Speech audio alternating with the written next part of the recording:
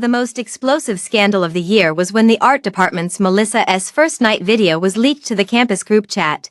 The video was filmed in the presidential suite of a five-star hotel. Melissa, completely naked, was pinned against the floor-to-ceiling window by a man a head taller than her, the rhythmic sounds unceasing. After it ended, the man whispered in her ear, "Good girl," just two short words, yet they exploded like a bombshell, stirring up a storm in the group chat.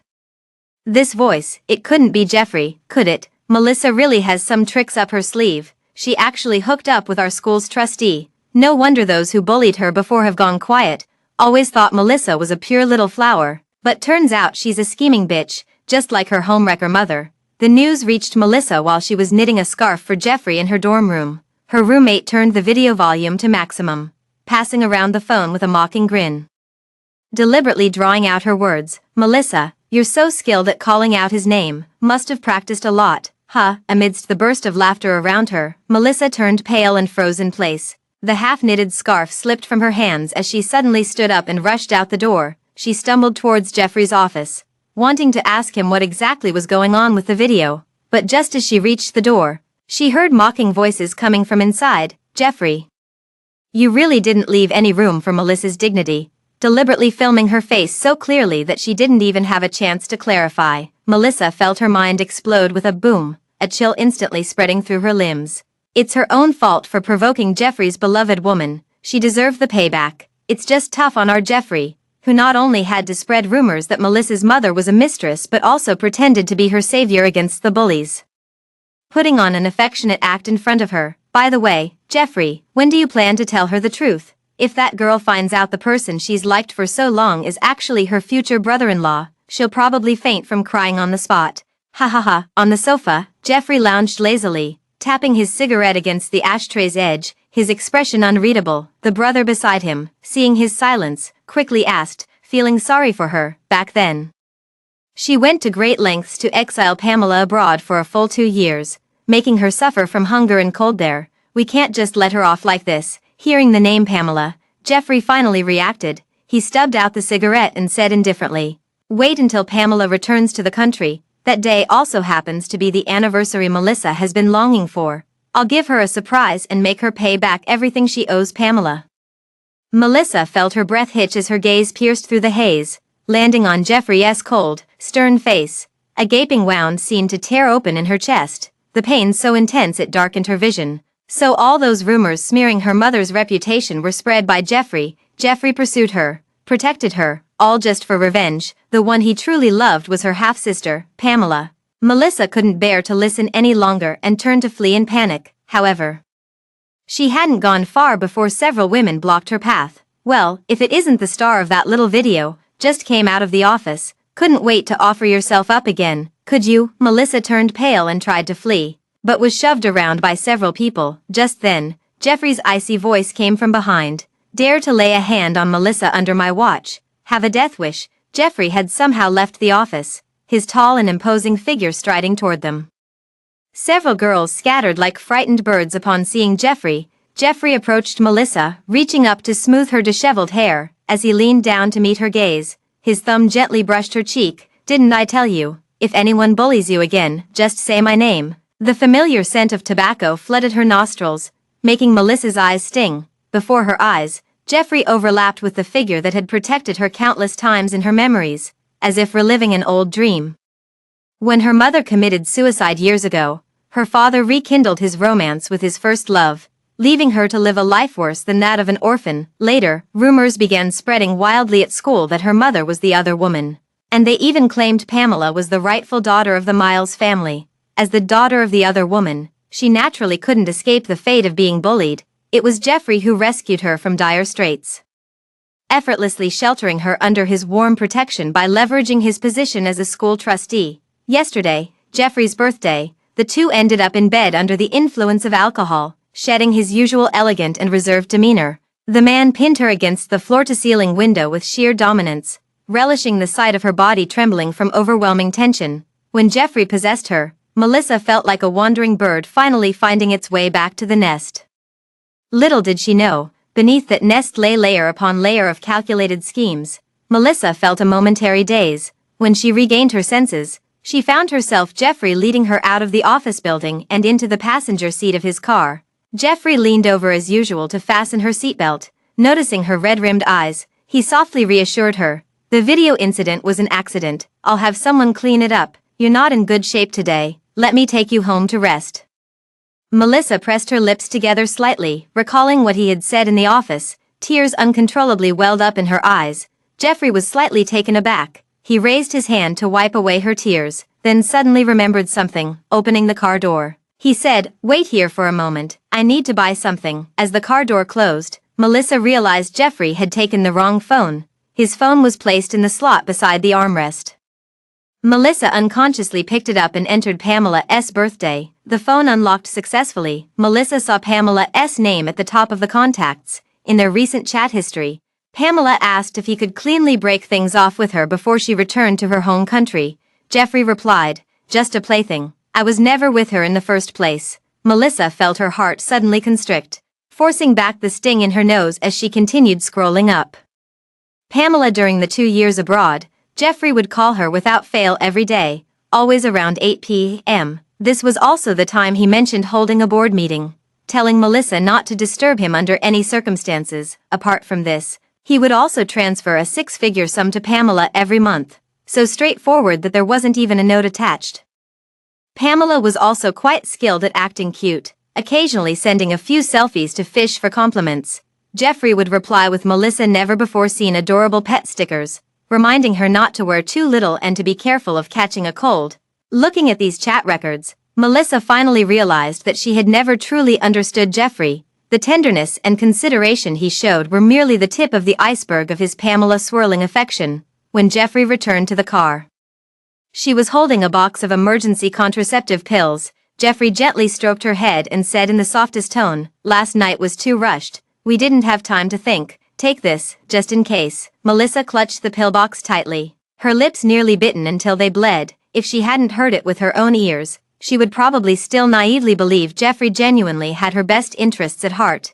Now, she's completely awakened to the truth. After the car stopped in front of the villa, Jeffrey habitually leaned in for a goodbye kiss, but Melissa avoided his lips, fumbling to unbuckle her seatbelt instead. The man's eyes darkened as he forcefully pulled her into his embrace, still upset about the video. "I didn't record the video. And the hotel manager has already been fired." Jeffrey lifted her chin. "Melissa, I never meant to hurt you, and I never will. Our anniversary is coming up soon, and I'll make it up to you then." Compared to the truth, lies disguised as kindness often hurt more. Melissa felt a sting in her nose, pushed Jeffrey away and said, "I'm going back first." She almost sprinted into the villa, but as soon as she entered, she bumped right into Melissa's dad.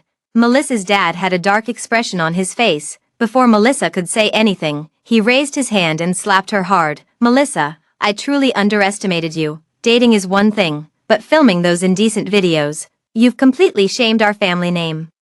No wonder everyone at your school treats you badly. You're the one who's filthy and rotten, attracting all those flies." Melissa's father finished shouting and threw a plane ticket at Melissa.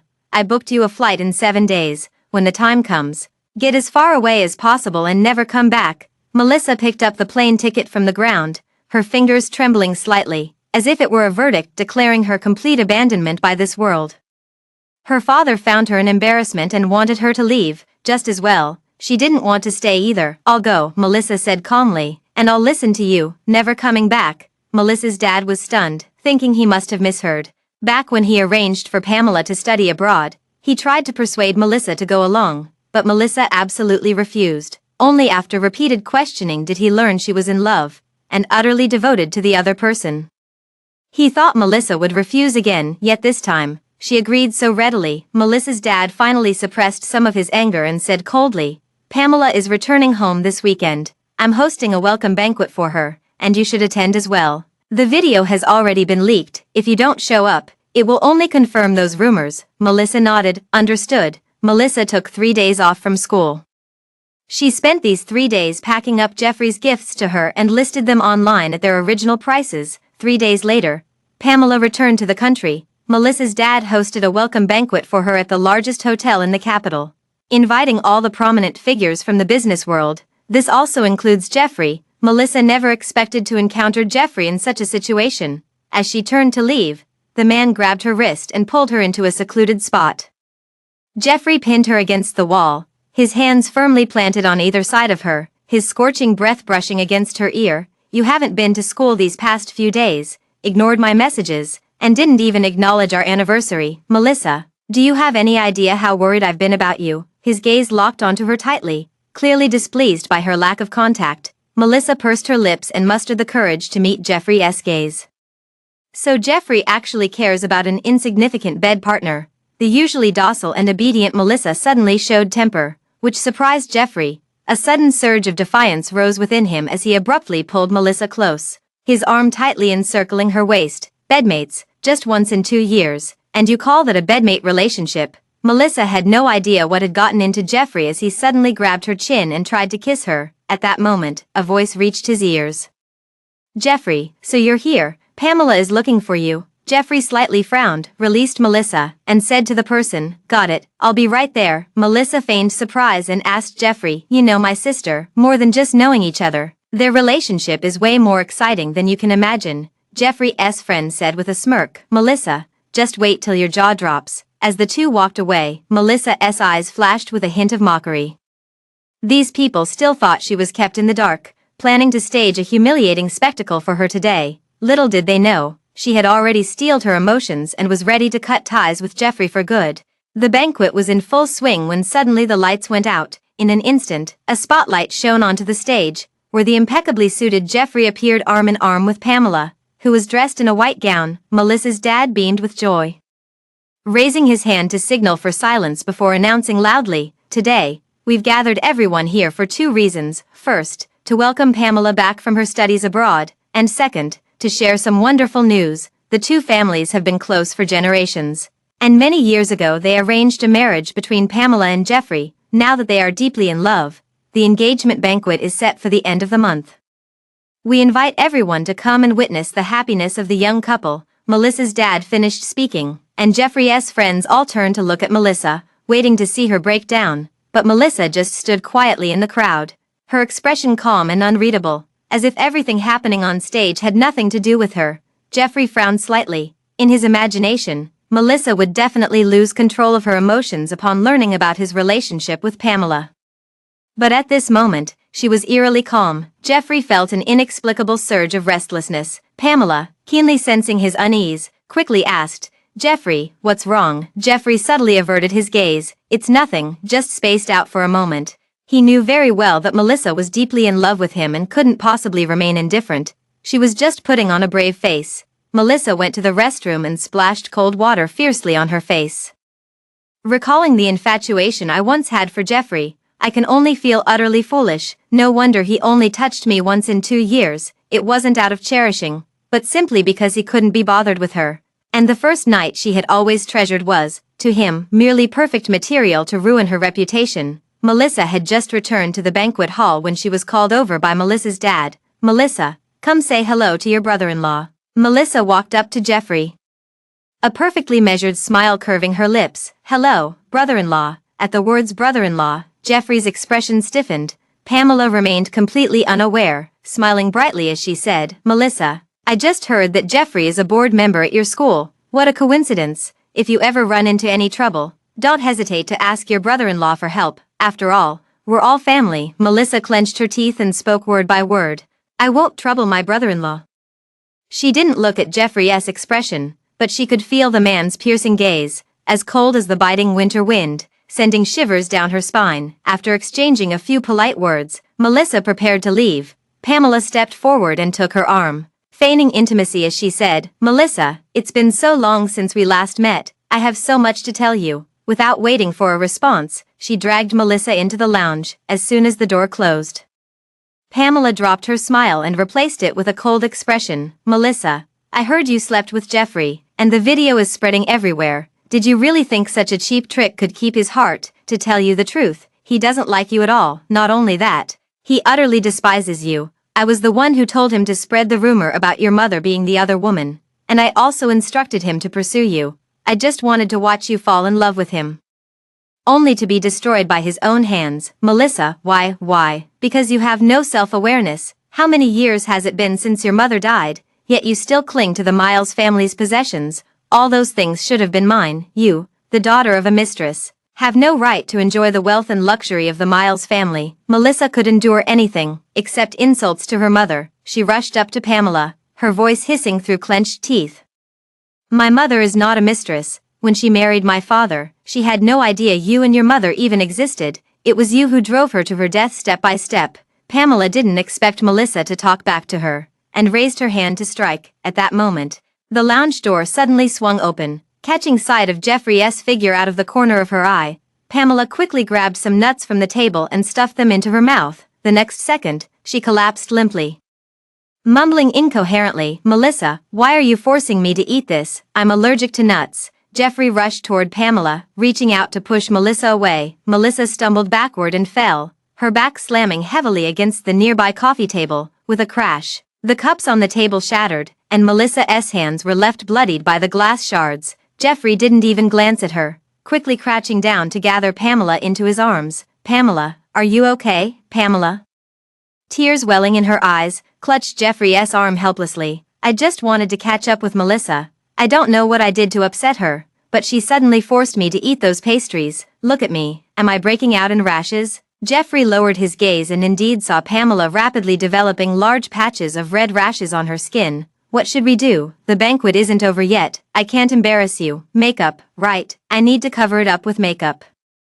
Jeffrey tightly gripped Pamela's wrist. What nonsense are you thinking about at a time like this? Come on, I'm taking you to the hospital. Jeffrey picked up Pamela and before leaving, shot a cold glare at Melissa. Melissa climbed up despite the excruciating pain, blood gushing from her hand, staining her skirt crimson in the blink of an eye, yet she felt no pain, as if all her senses had been stripped away the moment she plunged into the abyss.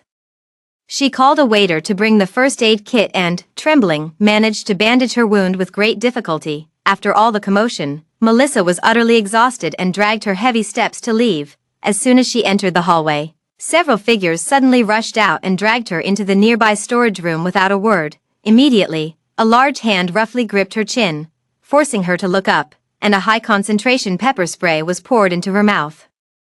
Melissa widened her eyes in terror. She, like Pamela, had an allergic constitution and was naturally allergic to chili peppers. So much pepper spray is enough to take her life.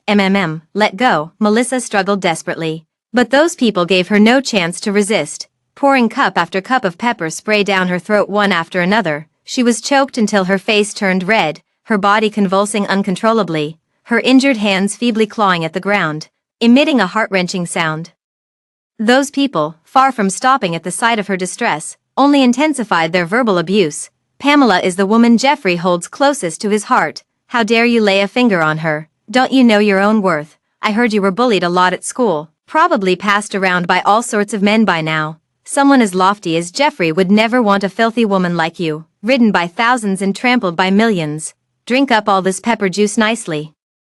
Consider it as an apology to Pamela, or you'll regret it. Melissa's vision grew increasingly blurry, and her consciousness began to fade. With her last ounce of strength, she almost unconsciously uttered that person's name. As soon as the words left her lips, a piercing laugh echoed above her head. Ha ha ha, you don't actually think Jeffrey is coming to save you, do you? He's the one who told us to pour this pepper spray on you. After what you did to Pamela, he'd be thrilled if you died.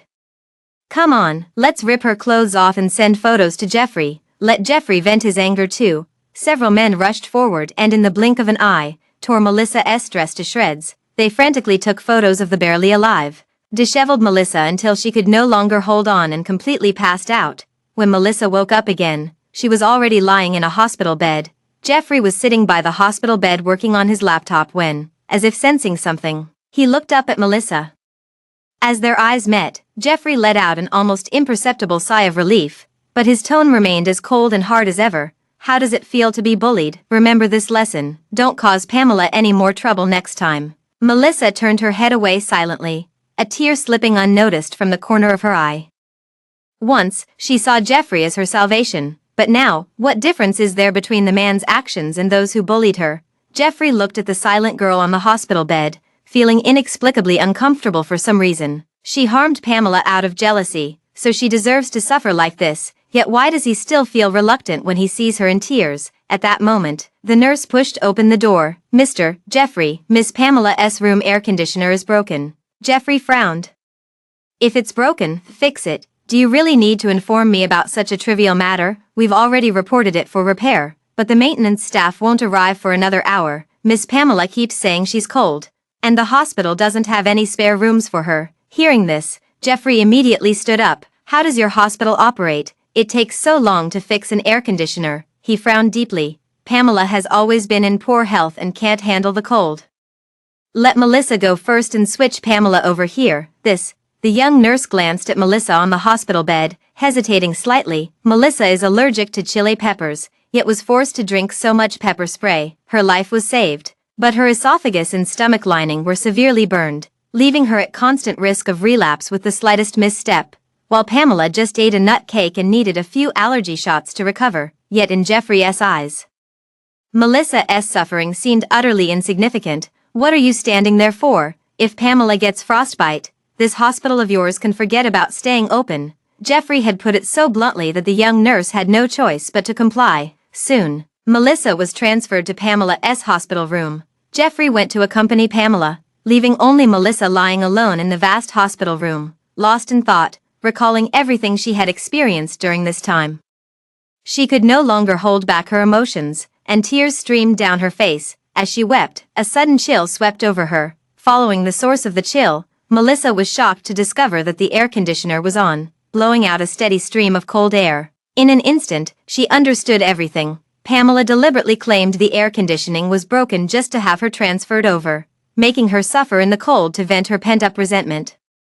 As the temperature in the ward dropped lower and lower, Melissa felt the chill seep into her bones inch by inch, her teeth chattering uncontrollably. She tried to call for help, but her throat was too swollen to make a sound. She reached for the call button again, but her arm was too weak to hold on for more than a few seconds before dropping back down. Melissa was utterly desperate and could only curl her body tighter, trying to preserve the last trace of warmth, after what felt like an eternity. Someone finally discovered her, forgotten in that desperate situation. Yet when Melissa struggled to open her eyes, what she saw was Pamela's smug face gloating over her misfortune. Melissa, look at yourself now. What difference is there between you and a stray dog? Jeffrey went all out to humiliate you just to vent my anger. Now everyone has a copy of your abused photos, and they're all laughing at you. Oh, and by the way, an adult film company just contacted me, asking if you'd like to be the lead actress in their next production. Ha ha ha, Pamela said with a laugh. When she finally stopped laughing, she suddenly grabbed the most severely festered spot on her arm and gave it a vicious pinch. Blood spurted out. Melissa felt her vision go black. So, now you should finally understand who he truly loves, right? If you know what's good for you, admit that your mother is the other woman, then get out of my sight before I vomit at the sight of your face. Melissa, the light in her eyes faded, replaced by endless lifelessness. Disappear, she will. Soon she would be leaving for a foreign land, never to look back. The day before going abroad, Melissa's dad sent someone to pick up his 2 daughters from the hospital. Melissa and Pamela got into the same car, unexpectedly. Halfway through the journey, the driver suddenly turned the car around and entered a small path. By the time Melissa realized something was wrong, the car had already stopped in front of an abandoned factory. The driver opened the car door, and 2 vicious kidnappers rushed up to drag her and Pamela out of the vehicle. Pamela was terrified, screaming at the top of her lungs, "Help, let me go." Melissa was also stunned. The driver was clearly arranged by my father. How could he have been bribed by the kidnappers? Lost in thought, the 2 were thrown into a dilapidated room. The kidnapper said coldly, "One of you is Jeffrey's fiancée. The other is Jeffrey's future sister-in-law. Is it too much for me to ask him for 100 million in ransom?" Pamela widened her eyes, but before she could speak, the kidnapper had already dialed Jeffrey's number and put it on speakerphone. "Hello." The man's deep voice came through the receiver. The kidnapper gave Pamela a look, and Pamela immediately sobbed. "Jeffrey, it's me, I'm Pamela. I've been kidnapped. They're demanding 100 million in ransom." Jeffrey's tone instantly turned cold. "Don't touch Pamela, send me the account number. The money will be transferred immediately." Upon hearing this, the kidnapper handed the phone back to Melissa. "You say something too. As long as Jeffrey adds another 5 million, we'll let you go as well." Melissa clenched her fists. Jeffrey hated her so much. Why would he be willing to spend money to save her? As she was pondering how to speak up, another kidnapper leaned over to his accomplice and whispered, "Bro, didn't Miss Melissa say 100 million? How come?" Although the kidnapper's voice was not loud, It was heard clearly by Jeffrey on the other end of the phone. Jeffrey clutched the phone tightly, his face darkening almost to the point of dripping water. So Melissa was in cahoots with the kidnappers. No wonder the driver was bribed, and the kidnappers had the audacity to demand $100 million from him. Thinking this, Jeffrey said coldly, "Melissa, whether she lives or dies is none of my concern. Deal with it yourselves." Since Melissa was so desperate for money, he would give it to her. Consider it severing the ill-fated bond between them. Hearing this, Melissa felt her heart sink to the depths. So Jeffrey truly wanted her dead. He never loved her, only endless, bone-deep hatred. Not long after, the sound of screeching brakes came from outside the warehouse. Jeffrey rushed into the warehouse and Pamela tightly in his arms. Then, he glanced at Melissa in the corner with a look of utter disdain, as if she were trash, and said to the kidnappers, "The money has been transferred. As for Melissa, do whatever you want with her, sell her to a remote mountain village or finish her off once and for all. It's up to you." Melissa watched helplessly as Jeffrey carried Pamela away without a second glance. Once the two had left, the kidnappers dropped their act, their faces instantly twisting into mocking smirks. "I heard you slept with Jeffrey before. I thought he might have some feelings for you, but he wouldn't even spare a measly $5 million. Clearly, you're worth less than a dog in his eyes." Melissa looked coldly at the kidnappers. "You've got the money. Can I leave now?" "Leave?" The kidnappers burst into laughter as if hearing the biggest joke. "We've got the money. But the job isn't done yet. Just wait and enjoy yourself." The two men pounced on Melissa with sinister grins, tearing at her clothes. The next second, a searing cigarette butt was brutally pressed against her skin. Melissa let out a piercing scream, her face streaked with cold sweat and tears. Seeing her in such a wretched state, the kidnappers grew even more excited. "We heard this is how you were bullied at school. Today, we'll help you relive it properly, bro. How about we brand her with a mark?" "Sure. What word should we brand?" "Whore. That suits her. Ha ha ha." The cigarette butt pressed inch by inch onto her leg, her waist, her back. Melissa sweated profusely from the pain, nearly losing consciousness. It's unclear how much time passed before the two finally stopped, swaggering away amidst wild laughter. Melissa huddled in the ruins, her body twitching occasionally. As dusk fell and the excruciating pain gradually subsided, she struggled to her feet. Leaning against the wall as she staggered forward, Melissa hailed a car by the roadside and made her way home with difficulty, but upon entering, she was met with a sight that pierced her heart. Pamela curled up on the sofa, wrapped in a blanket like an injured kitten. Jeffrey stayed by her side, carefully feeding her spoonfuls of herbal medicine with utmost caution. Catching sight of Melissa, Jeffrey looked up, his gaze sharp as a knife, filled with almost tangible disgust. "How dare you show your face here?" Melissa's dad strode forward and slapped her hard across the face. Melissa felt the world spin around her, nearly losing her balance. "I know you're upset because Pamela returned home, but she is your sister after all. Aren't you afraid your prank might scare her into something serious? If it weren't for Jeffrey arriving in time, who knows how big of a mess this could have turned into?" Pamela gloated inwardly but hypocritically advised, "Dad, don't hit my sister anymore. I'm fine, aren't I? Stop making excuses for this wretched creature." Melissa's dad heaved violently, clearly furious. Melissa stood frozen in place, her ears ringing. The next moment, the previously silent Jeffrey finally spoke up, apologized to Pamela. The man's tone was icy cold, as if it could freeze shards of ice. Melissa clenched her teeth. With an unexpected surge of courage, she retorted, "I won't apologize." She had already understood during the kidnappers' torture. The kidnapping was Pamela's arrangement, all to frame her and solidify her identity as the wicked sister. She's not wrong. Why should she apologize? Pamela sighed and pretended to be magnanimous, saying, "Forget it, Jeffrey, maybe my sister didn't mean it. I don't want to ruin the bond between us sisters. She almost got you killed. Is asking for an apology too much?" Jeffrey stared straight at Melissa, the disgust in his eyes growing stronger. When exactly did Melissa become so wild and untamable? Melissa's dad was also infuriated by Melissa's stubborn demeanor. He grabbed Melissa's arm and dragged her like a chick to Pamela, only noticing the dense burns covering her arm when Melissa grunted in pain. Melissa's dad frowned deeply. Just as he was about to ask what happened, Jeffrey said coldly, "To frame Pamela, you'd go to such lengths to hurt yourself, Melissa. You've truly taken by any means necessary to the extreme." Melissa's dad, upon hearing this, the confusion in his heart instantly dissipated, replaced by even more intense anger. He grabbed Melissa by the shoulders and forcefully pushed her down, causing her legs to buckle and making her kneel heavily on the ground. "Every part of your body is a gift from your parents. It seems you've completely forgotten this family and me, your father, in your heart. Melissa numbly raised her head. Unprepared to meet Jeffrey's icy gaze, he embraced Pamela, his lofty demeanor scrutinizing her like a prisoner, while she knelt before him in disarray, her dignity long crushed to dust. Jeffrey felt inexplicably unsettled by her stubborn gaze. He repeated coldly, "Melissa, as long as you apologize to Pamela, I can let this matter slide." Melissa laughed upon hearing this. Her reddened eyes glared fiercely at Jeffrey, enunciating each word clearly. "Say it again, I won't apologize. Do whatever you want, kill me or cut me to pieces." Jeffrey was taken aback, the last traces of pity in his eyes vanishing completely. What followed was Melissa's dad relentlessly raining down blows and curses like a storm. Melissa, already weak to begin with, soon collapsed to the ground like a dog with its spine removed, completely losing consciousness. Melissa didn't know how long she had been unconscious. When she woke up again, the living room was empty.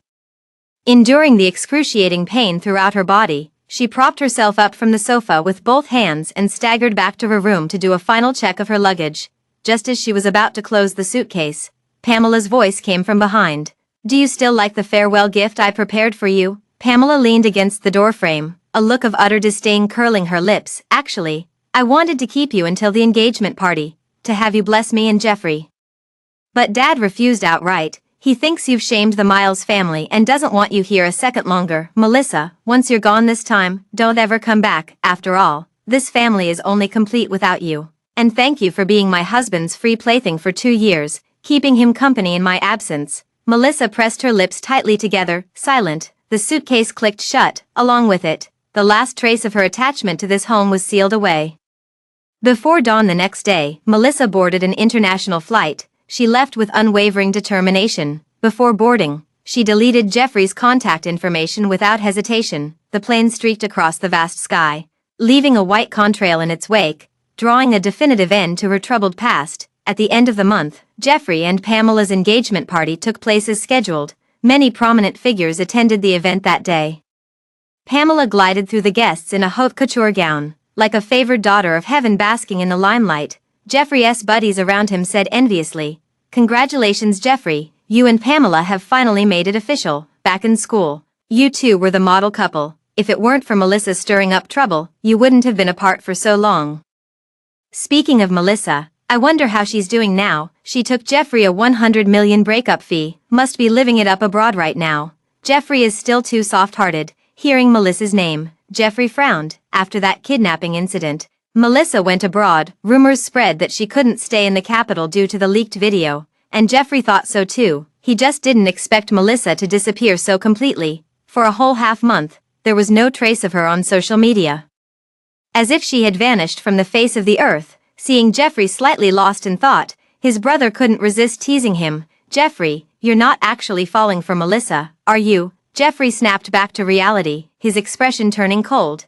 "After all the terrible things she did to Pamela, all I feel for her is hatred. Don't joke about this with me." Yes, we won't mention it anymore." The crowd didn't dare to provoke Jeffrey and quickly shut their mouths. Just then, Pamela approached from a distance. She stepped forward and linked arms with Jeffrey, cooing sweetly. "Mrs. Chen's husband bought her such a beautiful sapphire necklace. I want one too." Jeffrey replied without hesitation, "Isn't my black card in your hands? Buy whatever you want. No need to ask me about such trivial matters in the future." The surrounding brothers immediately started teasing Jeffrey. This wave of PDA came out of nowhere. "Pamela, how on earth did you manage to tame a playboy like Jeffrey? Share some tips with us." Listening to everyone's flattery, Pamela smiled brightly, her vanity greatly satisfied. During this time, Jeffrey had practically spoiled her rotten. He took her shopping at luxury stores, dined at Michelin-starred restaurants, and escorted her to various high-end venues, as if trying to make up for the past 2 years' neglect all at once,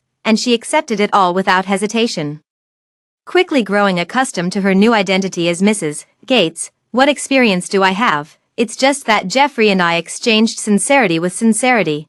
Pamela covered her mouth with a light laugh, but the pride in her eyes was unmistakable. The engagement ceremony officially began. Before exchanging the engagement rings, the host on stage said with a smile, "As everyone knows, Mr.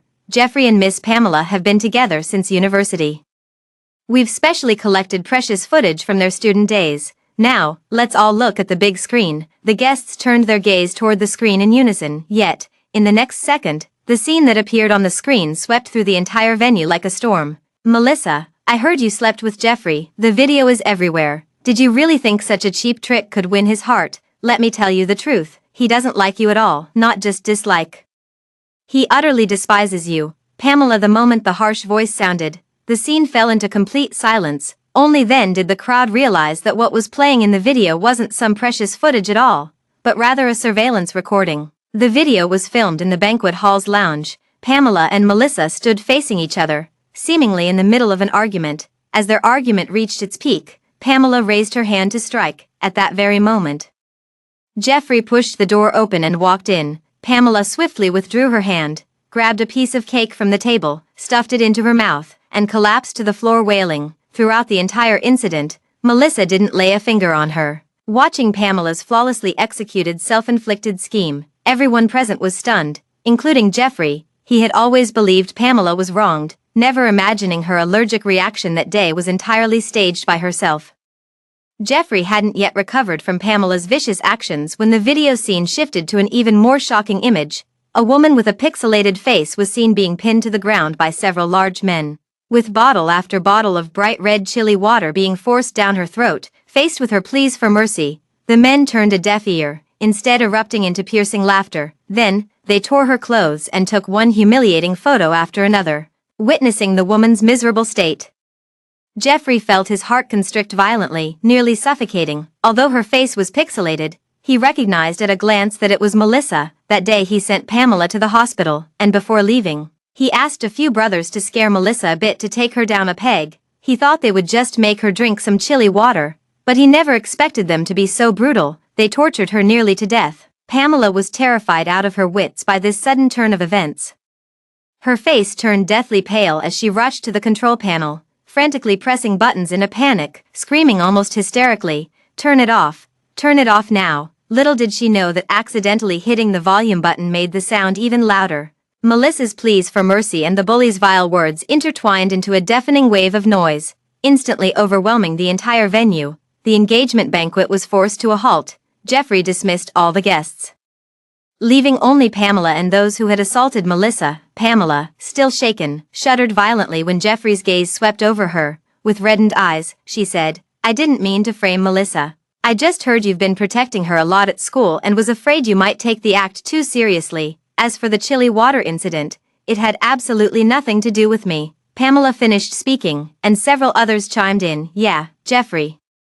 What happened later had nothing to do with Pamela. We just can't stand seeing Pamela being bullied and want to get back at them for her. Besides, don't you also hate Melissa? We're doing this purely to help you vent your anger." As soon as they finished speaking, Jeffrey grabbed a heavy solid wood chair nearby and hurled it at them with full force.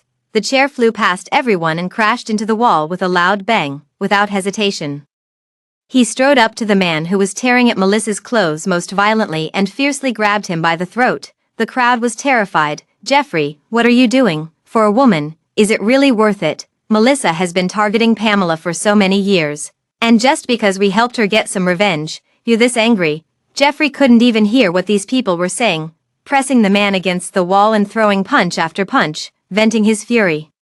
The man was beaten to within an inch of his life. The others saw Jeffrey going this crazy and didn't dare make a sound. They used to think Jeffrey only saw Melissa as a target for revenge. Now, seeing him lose control, they realized it was never about that at all. Jeffrey was saying one thing but meaning another. Clearly, he had Melissa in his heart. Jeffrey stomped on the man's bloodied face, then pulled out a dagger and tossed it to the ground with a clatter. Which hand touched Melissa? "Cut it off yourselves, don't make me do it." The crowd turned pale with fright. Beside them, Pamela was so terrified that her eyes rolled back, and she fainted on the spot. By the time she woke up again, those people were already gone, leaving only her parents by her side. She heard her parents pleading desperately, "Jeffrey, are you really going to break off your engagement with Pamela for Melissa? Melissa is not innocent." Out of jealousy towards Pamela, she deliberately orchestrated a kidnapping. If you hadn't paid the ransom quickly, Pamela might have been killed by her. Melissa has been bullying Pamela for so many years. Isn't it only fair that she suffers a bit now? Pamela quickly scrambled to her feet upon hearing this and, with unsteady steps, approached Jeffrey, tightly clutching his sleeve. Melissa has been scheming against me at every turn and even swindled so much money from you. What exactly are you defending her for? Jeffrey, look at me. I'm the one you love the most. Jeffrey lowered his gaze, his eyes resting on Pamela's tear-streaked face. Devoid of any warmth, Pamela was startled by the cold indifference in his gaze. She had known Jeffrey for so many years, yet had never seen him like this. What kind of love potion did Melissa give him? With that thought, Pamela suddenly grabbed the glass on the table and smashed it violently onto the floor. With a crack, the glass shattered into pieces. Pamela picked up a shard and pressed it against her wrist, her voice trembling as she said, "Jeffrey, don't push me. If you call off the engagement for Melissa's sake, I'll die right here in front of you." The glass was razor-sharp, and Pamela's wrist began to ooze thin trails of blood. Jeffrey finally reacted. He stepped forward to Pamela, snatched the sharp piece of glass from her, then pulled a handkerchief from his pocket and gently wrapped it around her wrist. This series of actions rekindled Pamela's dim eyes with a glimmer of light. She knew Jeffrey wouldn't truly be so heartless. He still loved her. However, the next second, the man bent down and whispered in her ear, "You can't die yet. If you die, who will atone for Melissa?" No sooner had the words been spoken than the door behind them was violently flung open. Two men were roughly shoved inside by brute force, landing with a thud at Pamela's feet. As she recognized their faces, the color drained from her cheeks, leaving them as pale as paper. The two men were none other than the kidnappers she had hired earlier. Pamela widened her eyes in disbelief and took 2 steps back. Jeffrey said, "They've already admitted that you orchestrated the kidnapping, framing Melissa to make everyone believe you were the victim." Pamela shook her head. "I don't know them." "Jeffrey, don't just take their word for it." Jeffrey didn't give Pamela a chance to explain. He took out his phone and held the screen up to her eyes. On the screen was a screenshot of a cross-border transfer, with the recipient Pamela, and the amount was 100 million. He swiped to the next image. In the photo, Pamela was dressed in luxurious attire, living a life of extravagance, a stark contrast to her previous claims of struggling with hunger abroad.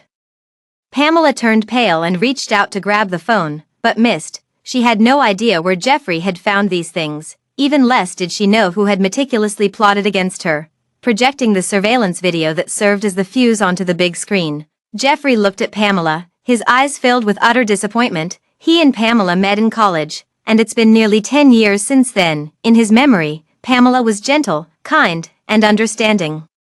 A stark contrast to the ruthless and venomous woman standing before him now. If not for the irrefutable evidence, he would never have believed Pamela could sink to such depravity. "Jeffrey, I can explain."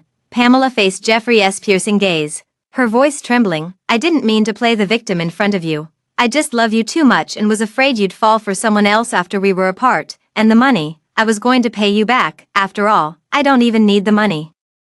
Jeffrey reached out, his slender fingers brushing over Pamela's trembling cheek. Then, he gripped her chin fiercely. "Tell me, where is Melissa?" Pamela gasped in pain, tears welling up in her eyes.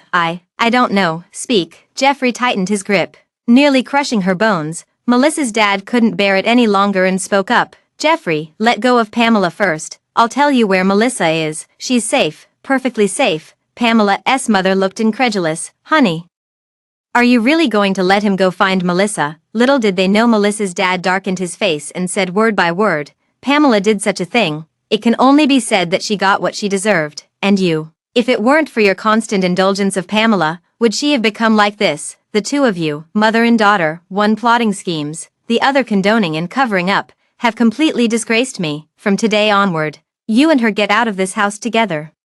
The farther the better. Pamela's mother's legs gave way, and she collapsed to the ground. After the engagement banquet, those who bullied Melissa either had their hands chopped off or saw their families go bankrupt within 3 months. During this time, Jeffrey desperately searched for Melissa's whereabouts, but there was no trace of her. He followed the address given by Melissa's dad to her school in Country A, only to learn that Melissa had joined the Dawn operation. Operation Dawn is a cross-border medical aid project, and the whereabouts of participants are strictly confidential. Jeffrey tried both soft and hard tactics, yet still couldn't extract any information from the school administration. So he resigned from University A's board position and spent his days drowning in alcohol at bars. In just 3 short months, the women around him changed like a revolving lantern, one after another. These women came from all walks of life, their only commonality being that each bore some resemblance, more or less, to Melissa. That day, Jeffrey was once again killing time at the bar, knowing he had been searching for a stand-in for Melissa. His friend went to great lengths to gather over a dozen women who resembled Melissa for him to choose from. "Jeffrey, these are all carefully selected substitutes I've picked for you. See if any catch your eye." Jeffrey lifted his eyelids, his cool gaze sweeping over the tense yet expectant faces before finally settling on a girl. The girl kept her head down, her long hair cascading over her shoulders, the teardrop mole at the corner of her eye identical to Melissa's. Jeffrey narrowed his eyes slightly. His friend dismissed the others and, before leaving, patted the girl on the shoulder, whispering in her ear, "Jeffrey has an ex named Melissa, and you look just like her. Take good care of Jeffrey tonight, and you won't be short of rewards." 11. The private room was dimly lit. The girl sat on Jeffrey's lap, too nervous to even breathe heavily. She had heard about Jeffrey before. It said that he and Pamela were originally deeply in love, but somehow he later fell for her sister Melissa. Later on, Pamela was unceremoniously kicked out. The girl thought that, judging by the direction of this story, Melissa must be a femme fatale, the kind who could steal a man's soul. Otherwise, why would this renowned tycoon dump Pamela for her and end up in this current state of drunken oblivion? Jeffrey had no idea what the girl was thinking. He reached out to lift her chin, examining her as if she were a piece of artwork. At that moment, the girl suddenly mustered her courage and wrapped her arms around his neck. Jeffrey was taken aback but didn't refuse. He was never a gentleman to begin with. Melissa, after she left, all he wanted was to piece together her likeness from the similar faces of others. Unfortunately, this time the girl violated a taboo right from the start. She leaned close to Jeffrey's ear and coquettishly called out, "Brother-in-law." Upon hearing those two words, Jeffrey's drunken eyes suddenly cleared. With a cold expression, he roughly shoved the girl off him.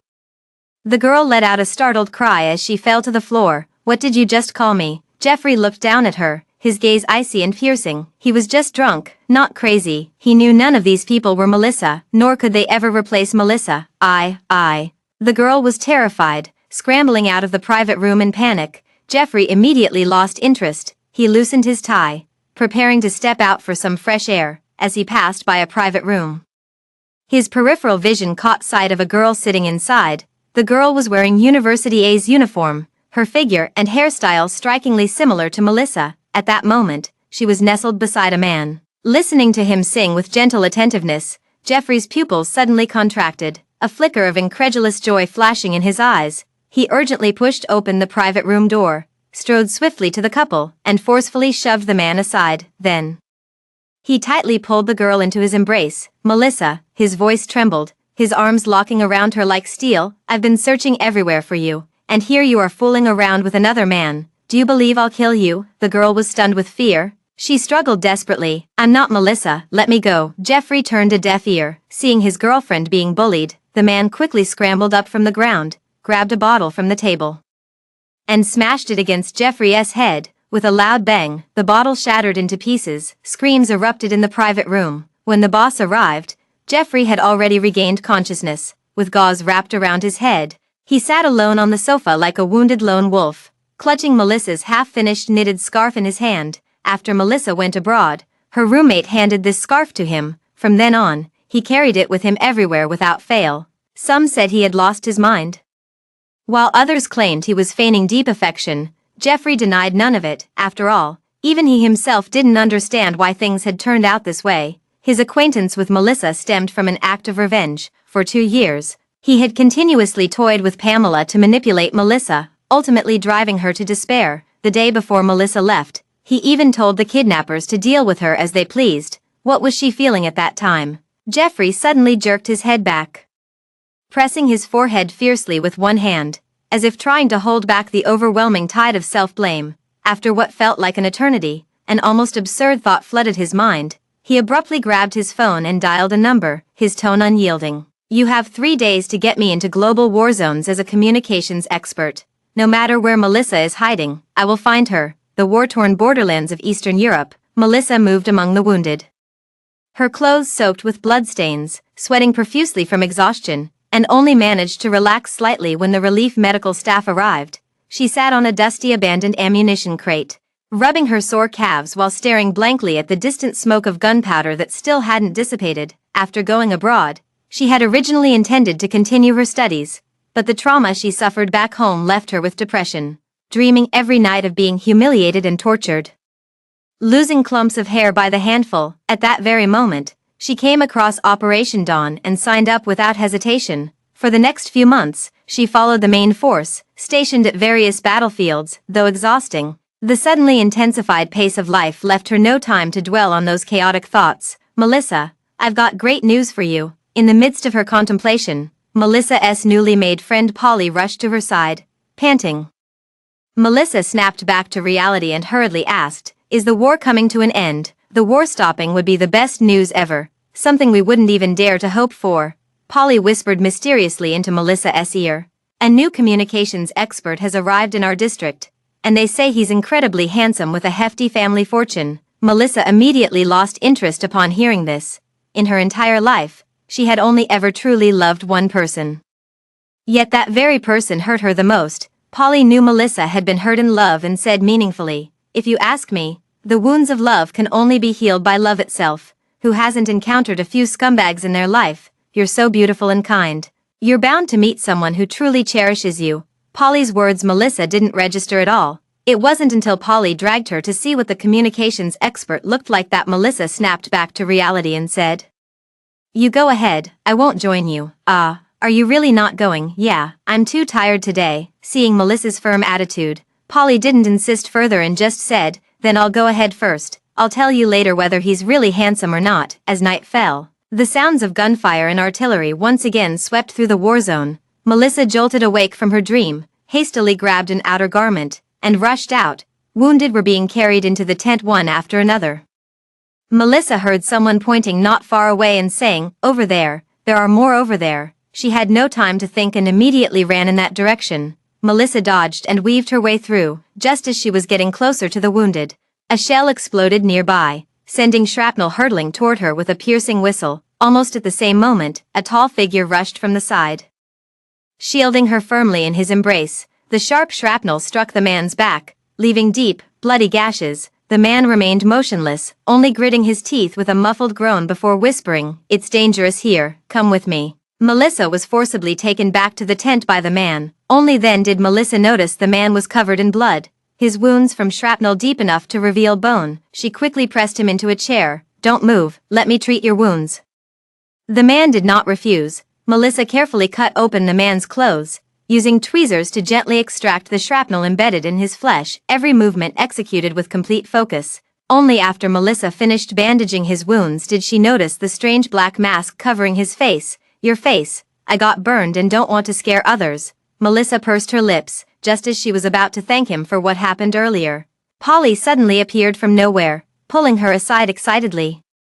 "Melissa, did you see his face?" "What, that's the really handsome communications expert I was telling you about. Did you see what he looks like?" Melissa shook her head. "He said his face was burned and he didn't want to scare people." Polly widened her eyes in surprise upon hearing this, then sighed in disappointment. "I thought he wore a mask to maintain an air of mystery. Turns out he's just ugly." "Polly, don't say that," Melissa quickly stopped her. "He might have been injured in the war too. We should respect him." Polly stuck out her tongue and said nothing more. 3 days later, the war temporarily came to a halt. The rescue team didn't rush to move to the next war zone but stayed to provide follow-up treatment for the wounded. Melissa finally noticed the communications expert who had been quietly following her all along. The man had saved her life on the battlefield, and out of gratitude, she had also shown him considerable care. But as time passed, she increasingly felt that something was amiss. The man's mannerisms, his way of speaking, they all bore an uncanny resemblance to someone. Melissa felt she must be going mad. Jeffrey was already engaged to Pamela. How could he possibly come to this war-torn place? Besides, he couldn't have found her anyway. Not far away, Jeffrey watched Melissa's figure, his fingers slowly tightening. He traversed mountains and rivers to find this place, and the moment he saw Melissa, his heart was filled with immense joy, but he restrained himself from approaching, instead putting on a mask to interact with her in another way, solely because he feared his presence might trigger Melissa's unpleasant memories. But now, she started avoiding him again. Could it be that she's discovered something? Jeffrey felt conflicted, but reality gave him no time to dwell on it. That night, the communication base came under attack again, under his false identity.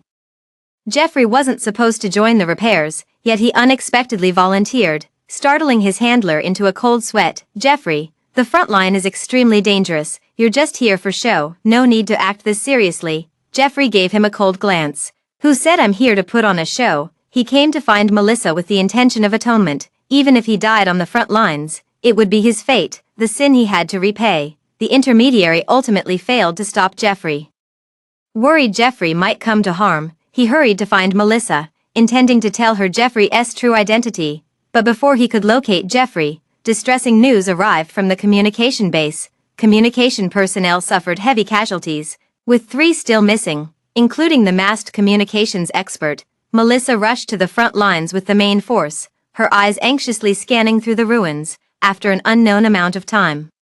The man's figure was finally found beside an abandoned truck. The man was lifted onto a stretcher, but before they had taken 2 steps, the mask on his face fell off. Polly exclaimed in surprise, "Wow, so handsome." Melissa lowered her head. The moment she clearly saw the man's face, her breath instantly froze. "Jeffrey, it's really him." At the same time, on the stretcher, Jeffrey opened his eyes, seeing Melissa beside him. He grabbed her wrist without hesitation, his voice trembling with the aftermath of survival. "Melissa, don't go." Polly widened her eyes. "You know each other." Melissa didn't know how to explain it. She struggled with all her might. Jeffrey's hand like shackles embedded in her flesh, impossible to shake off. The two returned to the camp in this bizarre posture. Melissa wanted to leave Jeffrey but stubbornly refused, insisting on being the only one to treat her. In the end, even Polly was left helpless. "Melissa, just help him out." Considering how handsome he is, Melissa was practically forced to stay. She silently brought the medical kit and didn't say a word while treating the wound, until Jeffrey called her name. She suddenly pressed down hard on his wound with a fierce motion. Jeffrey gasped in pain. Melissa still wasn't satisfied. She thought she had long since let go, but seeing Jeffrey's face still made her involuntarily recall those past humiliations that were nailed to the pillar of shame. She trusted Jeffrey so much, yet how did Jeffrey treat her in return? He shared that video to humiliate her, had his buddies torment her with pepper spray, and even stood by watching when she was at the mercy of kidnappers. What right does such a person have to come back to her? Melissa tightened her grip until Jeffrey had beads of sweat from the intense pain on his forehead. Only then did she finally let go. "The wound is bandaged. I'm leaving." Melissa turned away without hesitation. Little did she know Jeffrey would suddenly stand up, grab her wrist like a madman, and pin her down on the bed. Melissa, startled, exclaimed, "Jeffrey, what are you doing?" Jeffrey spoke with restrained emotion, oblivious to the blood seeping from his wound. "Melissa, come back with me. I've already broken up with Pamela. Once we return to the capital, I'll hold a grand wedding for you." Melissa looked straight into his eyes, her gaze icy and detached. After a long silence, she murmured, "What makes you think I'd go back with you? The Melissa who once loved you deeply is dead, killed by your own hands. Jeffrey, if the same pain were inflicted upon you, would you choose to forgive?" Jeffrey shuddered violently. He wanted to retort, but recalling all the things he had done to Melissa in the past, he couldn't utter a single word. Melissa pried open Jeffrey's hand that was holding hers and said word by word, "The Dawn operation still has a long way to go. I won't leave. And you don't need to waste your time here either. Jeffrey, I don't like you anymore, nor do I intend to keep hating you. I just wish I'd never met you." Jeffrey was Melissa pushed away, staggering before collapsing onto the edge of the bed, struggling to his feet. He let out a pained grunt as his injuries flared, gritting his teeth to say, "I don't expect your forgiveness, but I won't let you leave either. Now that I've found you, don't even think about disappearing from my world again." Melissa didn't spare Jeffrey a glance, turning on her heel and striding away. She thought after this incident, Jeffrey would no longer pester her. Who would have thought that the next day, Melissa was suddenly ambushed by several people on her way to the restroom, who covered her mouth and nose, causing her to faint on the spot. When she woke up again, she had already been brought back to the capital. Jeffrey had Melissa confined in seclusion. In the vast villa, Melissa's wrists and ankles were tightly bound by cold iron chains, emitting a crisp sound with every slight struggle. Only at this moment did she realize that Jeffrey was far more terrifying than he appeared. He traveled thousands of miles to the war zone to find her, not for love, but to satisfy his ridiculous possessiveness. "Jeffrey, what exactly am I in your eyes?" The 38th failed escape attempt. Melissa asked Jeffrey like this. Jeffrey obsessively caressed her face, the greed in his eyes burning like a raging flame. "You are my most beloved," he answered thus. Melissa suddenly smiled. Laughter turned to tears streaming down her face. During this period of confinement, Jeffrey had the kitchen prepare exquisite dishes in endless variety each day. While millions worth of luxury goods piled up before her one after another, even the servants advised her to settle into being a lady of leisure. Not to fight against this life of privilege where clothes come at a stretch of the hand and meals appear at the opening of the mouth, yet Jeffrey gave more, the emptier her heart became. The chains on her body constantly reminded her that she was not a person, but a plaything. Gradually, her depression began to resurface. And her body wasted away at an alarming rate, leaving her on the verge of death. When Jeffrey returned from his business trip and saw Melissa, he was shocked by her condition. He hurriedly ordered someone to release Melissa. But she no longer had the strength to run. She simply leaned limply against him, her breathing barely perceptible. "How have you been taking care of Melissa?" Jeffrey veins bulged on his forehead as he glared furiously at the servant. "Call a doctor, now. Immediately." The doctor arrived quickly and conducted a full-body examination on Melissa. Then, he pulled Jeffrey aside and said gravely, "Miss Pamela has become like this due to psychological issues. You can't keep her under house arrest like this anymore, otherwise." "Otherwise what?" Jeffrey stared at the doctor, his sinister gaze sending chills down the spine. The doctor had long heard of Jeffrey's violent temper. After much deliberation, he swallowed his words, before leaving. He heard Melissa call out to him in a feeble voice. She said, "Please, take me away." The doctor couldn't bear it in his heart, but ultimately hardened his resolve and walked away. Watching the doctor's retreating figure, Melissa closed her eyes in despair. In the days that followed, Jeffrey brought in a hypnotist to erase her memories. Just when Melissa thought she could never escape in this lifetime, an unexpected event occurred. The villa suddenly burst into flames. And the servants frantically loosened her restraints, leading her to evacuate. At that very moment, a familiar figure rushed to her side. "Melissa, come with me." Polly carried her on her back, stumbling all the way out of the villa and into a car by the roadside. When she saw the person in the car, Melissa froze. It was someone she thought she would never see again in this lifetime. She was also her last remaining family in this world, Melissa. Melissa's dad tightly hugged Melissa, tears streaming down his face. After Melissa went abroad, he had actually been constantly worried, sending her money every month without fail. It wasn't until they discovered Melissa's account remained untouched that they learned she had secretly joined a medical aid program in the war zone. At that time, what he thought about most every day was Melissa's well-being in the war zone and whether she had encountered any danger. Later, he found out that Jeffrey had abducted Melissa and taken her back to the capital. The villa was heavily guarded, and after several failed attempts to force his way in, he had no choice but to grit his teeth and set it on fire. Fortunately, Melissa was rescued. "Melissa, it's Dad's fault. I shouldn't have wronged you and made you suffer so much." Melissa's dad sobbed uncontrollably, his voice filled with remorse. Initially, he thought Melissa had an improper private life and even falsely accused her of being jealous of Pamela. Only later did he realize that Melissa had been the victim all along. She was Jeffrey and Pamela's joint plaything. Not only was her innocence destroyed, but she nearly lost her life. Filled with remorse, he silently vowed to make Jeffrey and Pamela pay dearly for their actions and seek justice for Melissa.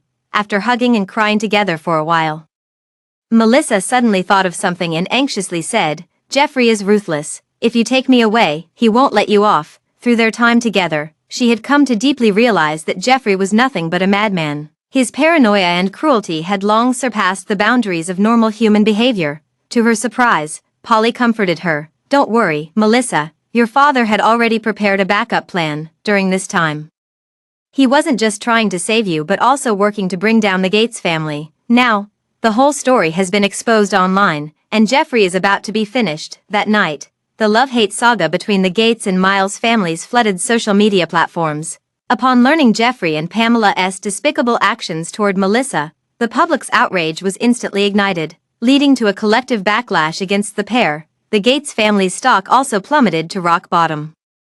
Jeffrey couldn't handle the pressure and suffered a relapse of his old illness, landing directly in the hospital. At times he was lucid, at others delirious, but one thing remained unchanged: he kept murmuring Melissa's name. One day, he woke from his stupor and vaguely saw Melissa standing by his bed. Instantly, like a drowning man, he tightly grasped her hand. "Melissa, you finally came. See clearly, I'm not Melissa." The moment the woman spoke, Jeffrey snapped awake instantly.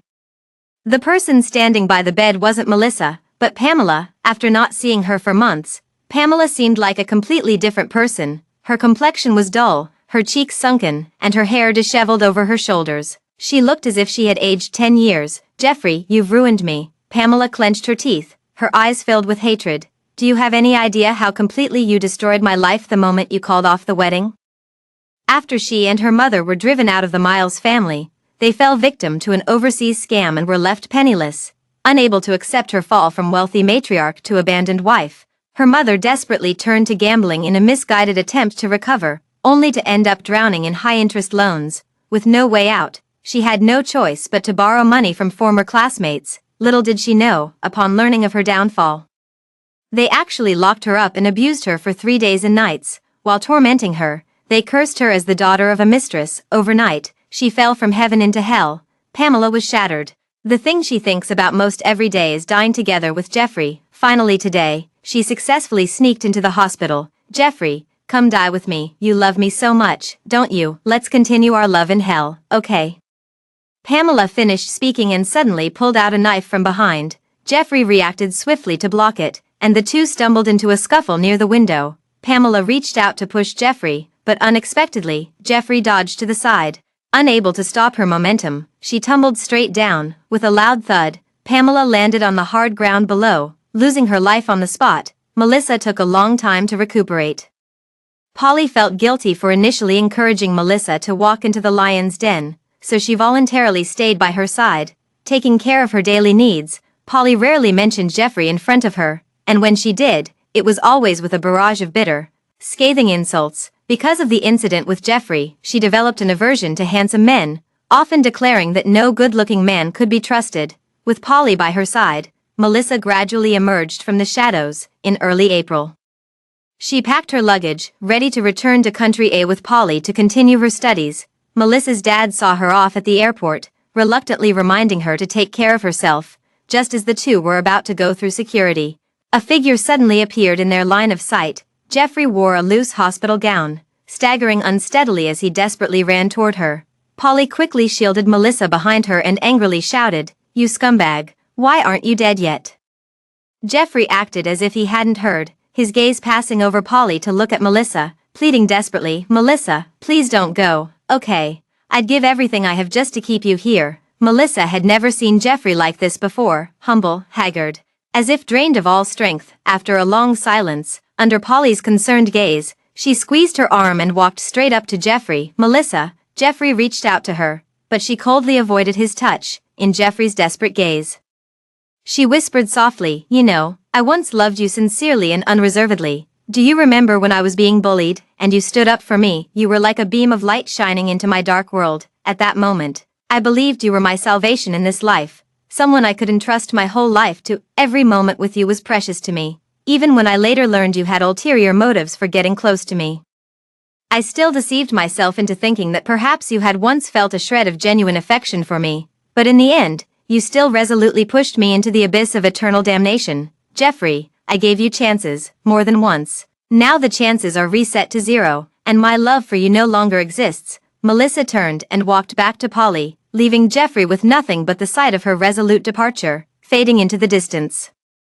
Jeffrey stared fixedly at the receding figure, until Melissa completely vanished from sight. He could hold on no longer. A metallic tang of blood surged in his throat. Unable to swallow in time, the blood sprayed out, staining the ground before him crimson.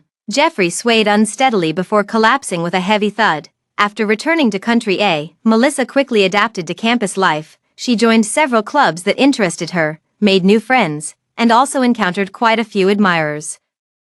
Among them, the one who left the deepest impression on her was a boy named Julian. Unlike other boys who were outgoing and enthusiastic, he was extremely shy, and his ears would turn blood red every time he spoke to her. Precisely because of this, he never oversteps boundaries, always maintaining a comfortable distance between them. Polly once considered playing matchmaker for them, but Melissa flatly refused. The emotional toll from her previous relationship had left her nearly drained.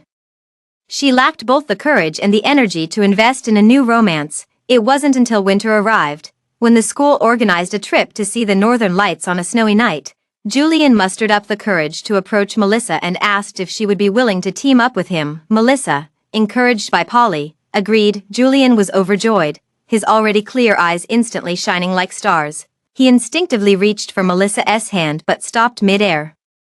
awkwardly scratching his head as he stammered, I'll take good care of you. Melissa smiled. She thought, even if they couldn't become lovers, being friends with such an adorable guy wouldn't be bad either. On the night of the event, Julian arrived at the campsite carrying heavy luggage, setting up the tent, arranging snacks, and lighting the campfire all by himself, never letting Melissa lift a finger. After everything was set up, he patted the soft cushion and motioned for Melissa to sit first. Then, he took out a prepared blanket and draped it over her. This spot is perfect. I'll be in charge of taking photos later, and you can focus on watching the aurora. Julian finished speaking, suddenly feeling a tug at his sleeve. Melissa pulled gently on his sleeve. Beautiful scenery should be recorded with your eyes. Sit down and enjoy it together. Julian's ears turned red again, while waiting for the aurora. Neither of them spoke. Melissa munched on snacks while soaking in the warmth of the campfire. Just then, a news notification popped up on her phone. Seeing the familiar name, Melissa momentarily spaced out. Julian also received the same news notification. He had a crush on Melissa, so naturally he had investigated her past. He knew about her experiences in China and was aware of Jeffrey. Upon learning of Jeffrey's death from illness, he instinctively looked to see Melissa's reaction. To his surprise, Melissa just glanced at her phone silently and put it away. Melissa, look, the aurora. The sudden appearance of the aurora interrupted Julian's unfinished words. The students raised their cameras one after another to take photos. Melissa also picked up her binoculars and stood on tiptoe to gaze. Wherever the eye could see, the dark blue night sky was torn open, and vast swathes of green light curtains poured out, draping a dreamy veil over the pristine white snow. Melissa was completely captivated by the beauty of nature, yet when she lowered her binoculars, she noticed Julian wasn't looking at the aurora, but at her. The youth had rosy lips and pearly white teeth, his jet-black hair gleaming faintly under the night sky, with a few stray locks gently swaying in the breeze. For a fleeting moment, Melissa seemed to see herself reflected in his eyes, just as Julian's face grew increasingly flushed, to the point where even the aurora could hardly conceal it. Melissa suddenly remembered something and bent down to rummage through her backpack. Before long, she held up a white scarf in her hand. The scarf was knitted by her for Polly, but Polly got a boyfriend last month, and they started wearing matching couple scarves. Now, seeing Julian's neck reddened by the cold wind, she suddenly felt the urge to give the scarf to him. Why are you standing so far away? I don't bite. Melissa took a step forward and draped the scarf around Julian's neck. Standing so close, their exhaled breaths formed a mist that blurred their vision, yet brought their hearts closer. Melissa realized that she had truly moved on. Julian, when the weather gets warmer, let's go for a spring outing. Julian widened his eyes. Really? Melissa nodded. I love spring. Pain will be smoothed by time, and love will also rise from the ashes like a phoenix. After winter, spring is sure to come.